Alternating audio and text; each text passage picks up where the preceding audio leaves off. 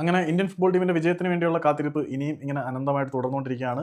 വിജയകരമായിട്ട് ഒരു വർഷം കംപ്ലീറ്റ് ചെയ്തിരിക്കുകയാണ് നമ്മൾ വിജയം അറിയാതെ. മഴ കാത്തിരിക്കുന്ന വേഴാമ്പലിനെ പോലെ ഇന്ത്യൻ ഫുട്ബോൾ ടീമിന്റെ ആരാധകർ ഇന്ത്യൻ ഫുട്ബോൾ ടീമിന്റെ ഒരു വിജയത്തിന് വേണ്ടി കാത്തിരിക്കത്തേ ഉള്ളൂ. മലേഷ്യക്കെതിരെയുള്ള മത്സരം ഇന്ന് നമ്മൾ ജയിച്ചതിന് അത്യാവശ്യം നല്ല പ്രകടനമാണ് കാഴ്ചവെച്ചത്. കമ്പാരിറ്റീവ്ലി മറ്റ് മത്സരങ്ങളെ അപേക്ഷിച്ച് നോക്കുമ്പോൾ ഇന്ത്യൻ ഫുട്ബോൾ ടീമിന്റെ പ്രകടനം ഇംപ്രൂവ് ആയിട്ടുണ്ട് എന്നാണ് എനിക്ക് തോന്നുന്നത്. എല്ലാവരുടെയും ജനറൽ ഒപ്പീനിയൻ എന്താണെന്ന് എനിക്കറിയില്ല. എന്നിരുന്നാലും എനിക്ക് തോന്നുന്നു അത്യാവശ്യം ഇംപ്രൂവ് ആയിട്ടുണ്ട് എന്ന് തന്നെയാണ്. ഇന്നത്തെ മത്സരത്തിൽ ഇന്ത്യ വിജയിച്ചതിന് നമ്മുടെ രാഹുൽ ബേക്ക് ഒരു കിടിലൻ ഹെഡർ ഗോൾ നേടി. പക്ഷേ അതിന് മുമ്പേ തന്നെ പാവോ ജോസു അവർക്ക് വേണ്ടിയിട്ട് മലേഷ്യക്ക് വേണ്ടിയിട്ട് ഒരു ഗോൾ നേടിയിരുന്നു. മലേഷ്യക്ക് വേണ്ടിയിട്ട് ജോസു ഒരു ഗോൾ നേടിയെന്ന് പറയുന്നതിനെക്കാട്ടിൽ 19ാമത്തെ മിനിറ്റിൽ ഗുർപ്രീത് അണ്ണന്റെ ബിഗ് ബ്ലണ്ടർ. നിങ്ങൾ നമ്മുടെ സോംകുമാർ വർമ്മയൊക്കെ ബ്ലണ്ടറിന്റെ പേരിൽ കുറ്റപ്പെടുത്തുമായിരുന്നല്ലോ. അതൊന്നും അല്ലടേ ബ്ലണ്ടർ. നമ്മുടെ ഗുർപ്രീത് സിംഗ് സന്ധു ഇന്ന് കാണിച്ച ബ്ലണ്ടറാണ്. ഒരു സ്കൂൾ കിഡ് മിസ്റ്റേക്ക് എന്ന് തന്നെ പറയണം.